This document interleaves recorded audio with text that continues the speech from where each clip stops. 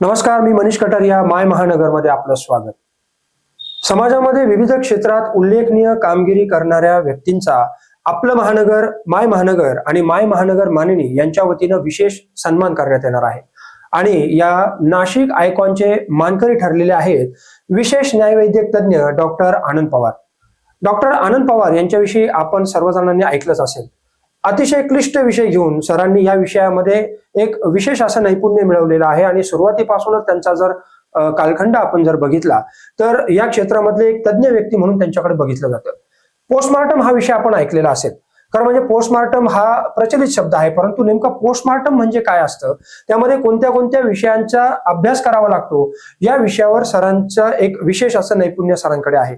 आणि म्हणून विशेष न्यायवैद्यक तज्ञ म्हणून डॉक्टर आनंद पवार हे सर्वत्र परिचित आहेत. सर, माय महानगरच्या स्टुडिओमध्ये आपलं सर्वप्रथम स्वागत करतो आणि नाशिक भूषण या पुरस्कारानं आपण सन्मानित होणार आहात त्याबद्दल देखील आपलं अभिनंदन. आपण जो प्रवास सुरू केला न्यायवैद्यक तज्ञ म्हणून, तर या प्रवासाची सुरुवात नेमका कशी झाली, हा विषय जो आहे तो निवडण्याबाबत तुम्ही विचार कसा केला? आता ज्यावेळी शिकत असताना आणि जसं MBBS शिक्षण पूर्ण झालं, ते शिक्षण पूर्ण झाल्यानंतर मी हाऊस ऑफिसर म्हणून घाटी रुग्णालय औरंगाबाद म्हणजे आताचं संभाजीनगर शासकीय वैद्यकीय महाविद्यालय, तिथं हाऊस ऑफिसर म्हणून या फॉरेन्सिक मेडिसिन डिपार्टमेंटला जॉईन केलं होतं. आणि तिथं जॉईन केल्यानंतर जे काही मला अनुभव आले किंवा तिथं मला कळालं की या विषयामध्ये फक्त पोस्टमॉर्टम पुरतं लिमिटेड असा स्कोप नाही आहे, तर हे एक वास्ट सब्जेक्ट आहे, फक्त दुर्लक्षित राहिलेला विषय आहे. आणि या विषयामध्ये अजून काय काय केलं जाऊ शकतं किंवा त्यामध्ये आणखीन आपल्याला काय काय करता येऊ शकतं याचा अभ्यास केल्यानंतर मी निर्णय घेतला की आपल्याला जे आहे ते याच्यामध्ये जे फॉरेन्सिक मेडिसिन विषय आहे या विषयामध्ये MD करायचं आहे आणि तेही आपण एखाद्या टॉपच्या कॉलेजला करूया. तर मौलाना आझाद मेडिकल कॉलेज नवी दिल्ली इथं मी पहिलीच त्यावेळी ऑल इंडियाची जी सीट आहे ती या MD फॉरेन्सिक मेडिसिनची घेतलेली होती.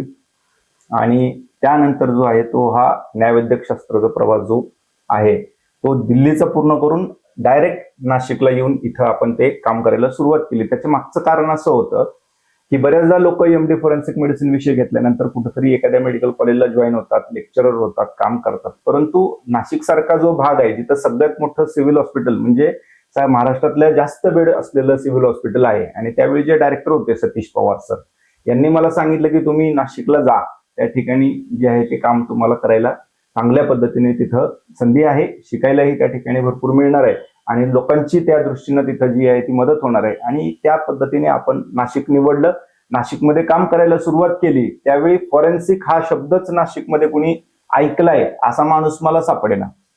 आणि पहिल्यांदा असं कळालं की हे फॉरेन्सिक विषयाचा कोणीतरी डॉक्टर असतो, पण हा डॉक्टर नेमका काय करतो हे आपण पुढे येणाऱ्या काही वर्षांमध्ये जे काही केसेस आपण इथं बघितल्या केल्या, अनेक मर्डर्स डिटेक्ट केले किंवा वेगवेगळ्या शवविच्छेदनांमधून तज्ञ साक्षीदार म्हणून कोर्टामध्ये त्या ठिकाणी साक्ष दिली. पण सर, यामध्ये हा जो विषय तुम्ही सांगितला न्यायवैद्य फॉरेन्सिक, हा जसा शब्द नवीन होता, बरोबर, किंवा तुम्ही ह्या विषयाकडे ज्यावेळेस कोणी ह्या विषयाकडे जाण्याचा देखील विचार करत नव्हता त्यावेळेस तुम्ही हा विषय निवडला. हा विषय नेमका काय आहे, किती क्लिष्ट आहे हा विषय आणि यामध्ये कोणत्या बाबींचा अभ्यास केला जातो? फॉरेन्सिक मेडिसिन विषय असा आहे बघा की फॉरेन्सिक मेडिसिनचा ज्यावेळी उल्लेख केला जातो त्यावेळी मेडिकल ज्युरिस्प्रुडन्सचा पण उल्लेख केला जातो. माझ्या बऱ्याचशा व्हिडिओमध्ये पण मी हे सांगतो.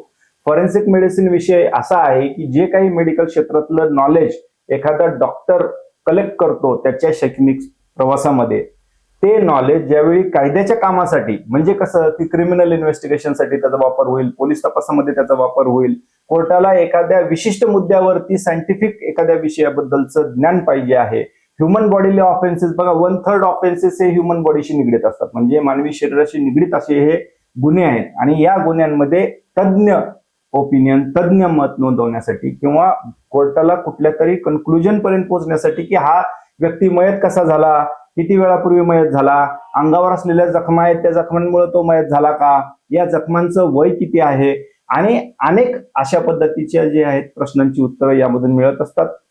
केवळ फक्त शवविच्छेदन केलं, डेड बॉडी बघितलं की मृत्यूचं कारण देता येतं असं होत नाही. त्याला एकत्रितरित्या, संयुक्तिकरित्या सगळ्या बाबींचा जो आहे तो सारासार विचार करून ते मत लिहायचं असतं. कारण ते मत तुमचं एखाद्याचं जीवन घडवतं तर एखाद्याचं जीवन बिघडवत पण असतं.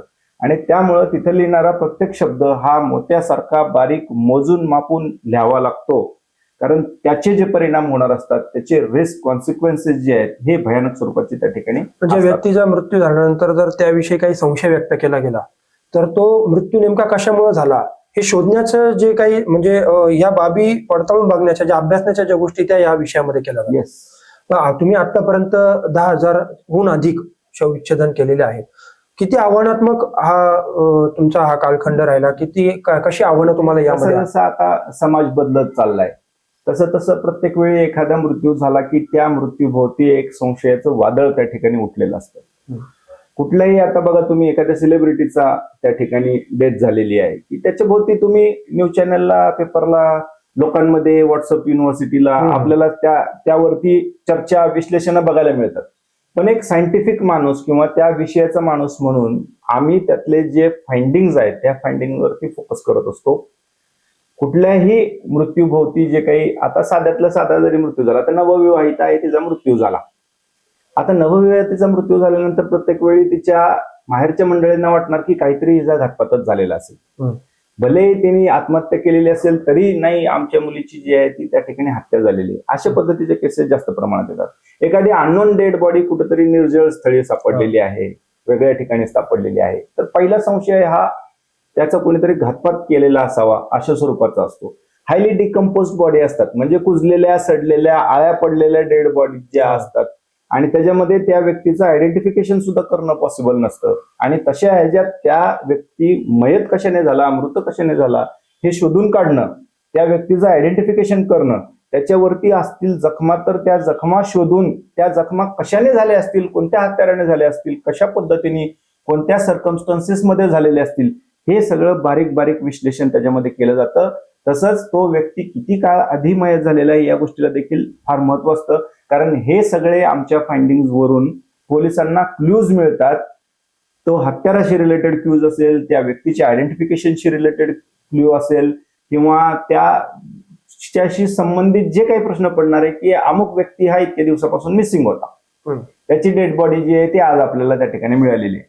मग तो मयत कधी झाला, तो मिसिंग तर होता 15 दिवसापासून, बरोबर, पण तो मयत केव्हा झालेला आहे त्यासाठी हे टाइम सिन्स डेथ नावाची संकल्पना आहे आणि याच्यावरती देखील आपल्याला जे आहे ते तिथं काम करावं लागतं. ते पण अनेक वेळा असं होतं की शवविच्छेदन अहवालावर देखील प्रश्नचिन्ह उपस्थित केला जातो. मग अशा वेळेस आपलं कशा प्रकारे कस लागतो त्यामध्ये आणि मग त्याला उत्तर देताना कशा प्रकारच्या आव्हानाला आपल्याला तोंड द्यावं लागतं? शवविच्छेदन करत असताना शवविच्छेदन करणाऱ्या अधिकाऱ्याच्या अनुभवाप्रमाणे त्याला असलेले जे काही ज्ञान आहे त्यानुसार त्यांनी ज्या काही फाइंडिंग्स त्या ठिकाणी नोट डाऊन केलेल्या आहे त्या फाइंडिंगच्या आधारे एका ओपिनियन किंवा कन्क्लुजनला तो पोहोचलेला असतो.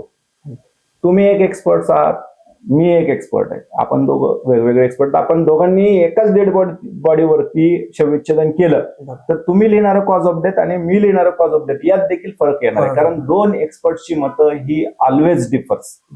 तो त्याच्या अनुभवानुसार, एक्सपिरियन्सनुसार, त्याला असलेल्या ज्ञानानुसार ते जे काय आहे मत आहे ते नोंदवलं जाणार आहे. त्यामुळे दोन व्यक्तींचं मत वेगळं आलं म्हणजे एका व्यक्तीने ओपिनियन चुकीचं दिलेलं आहे असं त्या ठिकाणी म्हणता येत नसतं. आणि एखाद्या केसमध्ये एखाद्याला संशय असेल की शवविच्छेदन करणाऱ्या डॉक्टरने ते ओपिनियन चुकीचं दिलेलं आहे तर त्या ठिकाणी सेकंड ऑटोप्सी करण्याची प्रोव्हिजन आहे.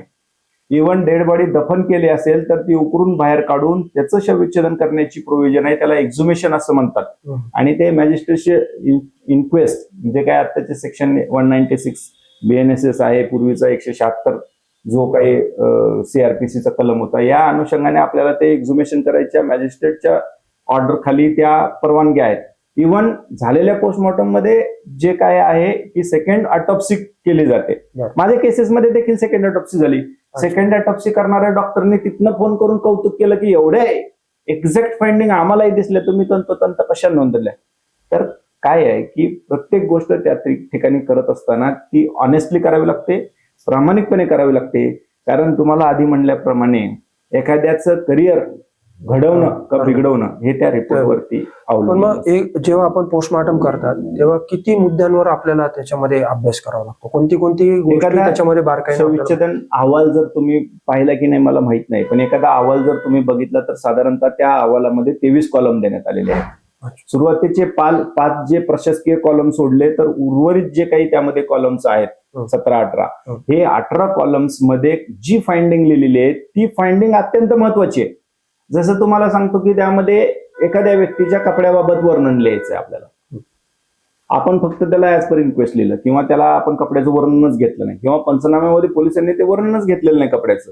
आता त्या माहिताचे कपडे, त्याचे लुजनिंग ऑफ बटन आहे का, चुरगळलेले आहेत का, त्याच्या कपड्याला कुठं फाटलेलं आहे का, याच्यावरनं देखील त्या दोन व्यक्तींमध्ये जे आहे ते स्कफल झालेलं आहे, स्ट्रगल झालेलं आहे त्यांच्यात. आता बघा मारामारी किंवा भांडण कोणाचं होतं, एकमेकांना ओरबडलं जातं, ओरखडलं जातं, अशा वेळी तर कपड्यापासून केस, नखे, शरीराचा एकही पार्ट असं सोडत नाही. त्यामध्ये सगळ्या गोष्टींचं कम्प्लीट डॉक्युमेंटेशन केलं जातं आणि त्यावेळी कुठेतरी आपल्याला त्या एका निष्कर्षप्रती पोहोचता येतं की निश्चितपणे सर, तुम्ही हा विषय नेमका काय आहे तो अतिशय सोप्या भाषेत आम्हाला समजावून सांगितला. पण तुम्ही हे करत असताना तुम्ही LLB पण केलेलं आहे. येस, नेमकं कारण काय? कारण एक डिग्री मिळवण्यासाठी अनेक वर्ष प्रयत्न करावे लागतात आणि MBBS केल्यानंतर माझं जे काही कायद्याविषयी किंवा फॉरेन्सिक मेडिसिन विषयी ज्ञान होतं ते ज्ञान कुठेतरी 50% जाऊन पोहोचलं MD फॉरेन्सिक मेडिसिन केल्यानंतर आणि त्या क्षेत्रामध्ये काम केल्यानंतर.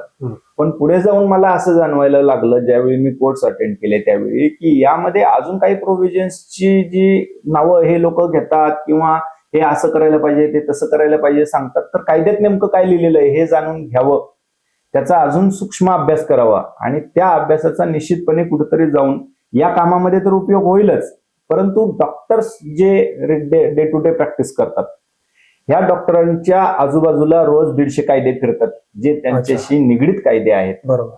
आणि त्यांचं ज्ञान नसल्या कारणाने, त्यांच्याकडे त्याचं अभ्यास नसल्या कारणाने किंवा माहीतच नसल्या कारणानं त्या कायद्याच्या कचट्यात हे डॉक्टर लोक अडकत असतात. तर या डॉक्टरांना त्या कायद्याचं सोप्या भाषेत वर्णन करून त्यांच्यापर्यंत ती गोष्ट पोहोचवायची की काय करावं, काय करू नये, कायदा काय करायला सांगतो आणि काय करू नका म्हणून सांगतो हे त्यांच्यापर्यंत पोहोचवणं, ही जबाबदारी त्या ठिकाणी मला घ्यायची होती आणि ती मी पार पाडतोय.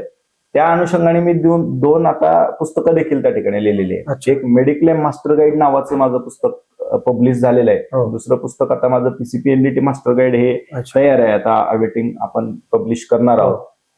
तर याच्यात आपण काय केलं की छोट्या छोट्या कायद्यांचं प्रसंग आधारित विश्लेषण केलं. अच्छा. म्हणजे स्टोरी टाईप.